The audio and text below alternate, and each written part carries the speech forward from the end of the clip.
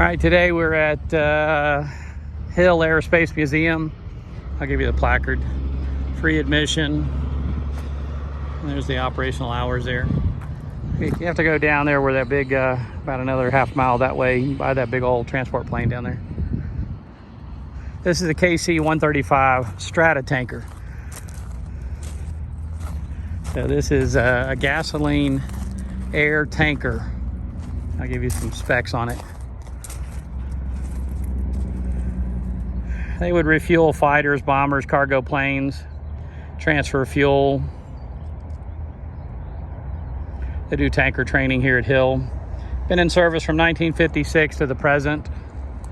Has a crew of 3, 130 feet wide on the wingspan, length 136, height 42 feet. Weight is 98,466 pounds.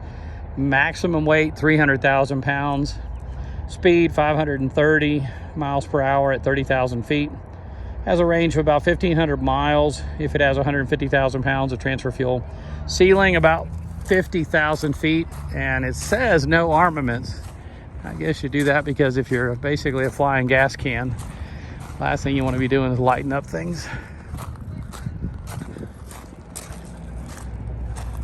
Very similar to a 737. Almost looks like it came off the same line. Very similar. Got a couple of mobile launchers here. I don't see any placards though. I assume they're still working on them. Well, I tell you, walking around these rocks, where are you at? That's called a Minuteman missile. United States Air Force Minuteman missile. And like I said, it would most likely stand up. It wouldn't launch from that position. It would actually stand straight up and off it would go. And I believe this company over here is the one that originally designed these, and they're always designing new and better stuff. There's another one here. Again, there's the Strataforce. Look at the size of this thing. Just massive. They've made lots of movies about them. Slim Pickens was in one that I always thought was the best, where he decides to ride a nuclear missile down like he's a cowboy on a Bronco.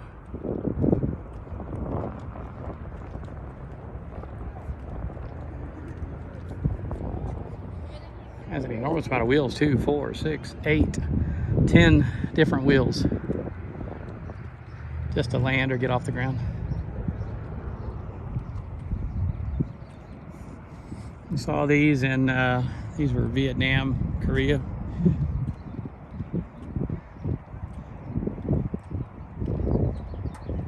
C-123 provider, cargo in particular.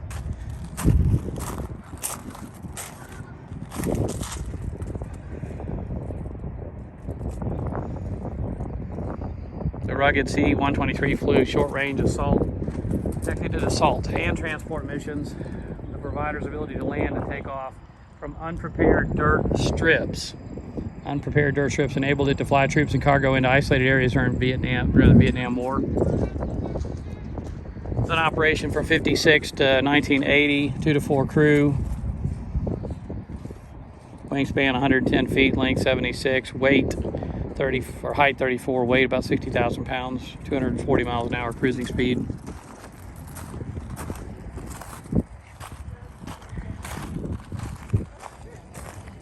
They made a movie with Mel Gibson about this airplane, and it was called, maybe y'all could remember, somebody can email me and tell me what the name of it was.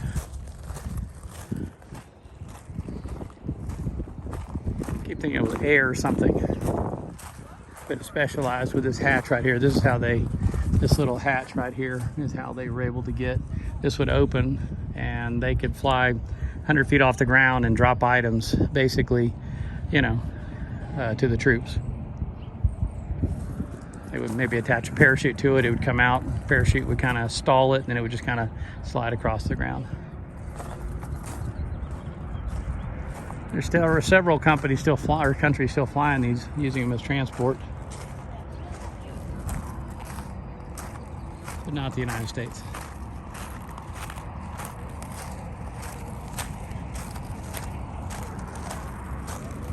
Never did see the placard on this one. It must be working on it.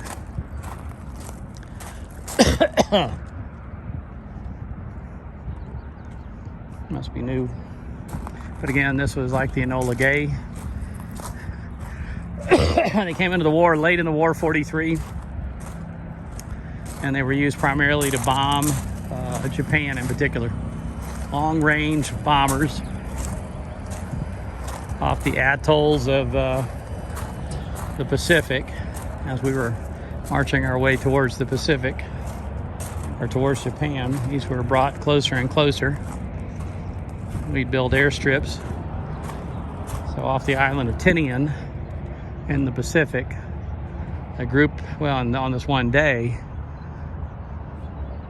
the Enola Gay left Tinian with a nuclear bomb and dropped it on Hiroshima. And 3 days later, they dropped one on Nagasaki.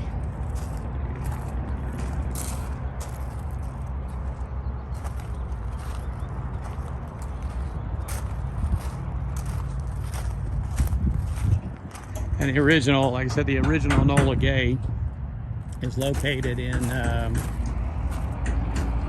Dulles Airport, right outside. To the east of the airport, there's a Air and Space Museum that's bigger than this, and a lot bigger. And all of the big planes that they didn't know what to do with, there's a space shuttle there. And I've been to it. I went to it maybe 10 years ago with my family. And it has a lot of the big planes like this, but they're inside hangars, huge hangars. And they had them for a long time and stored them, and they finally raised enough money to build a secondary. So you got the Air and Space Museum down on the mall, and then you have out at Dulles a second Air and Space Museum. This is a C-131 Samaritan. Primarily moved injured troops from the battlefield back to the States and hospitals.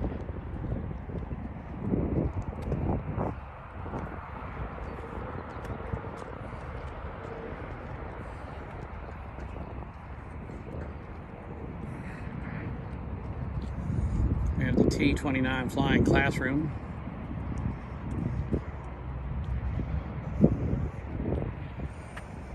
This was a flying classroom for new navigators and radio operators, operated from 1950 to 1990. A training plane.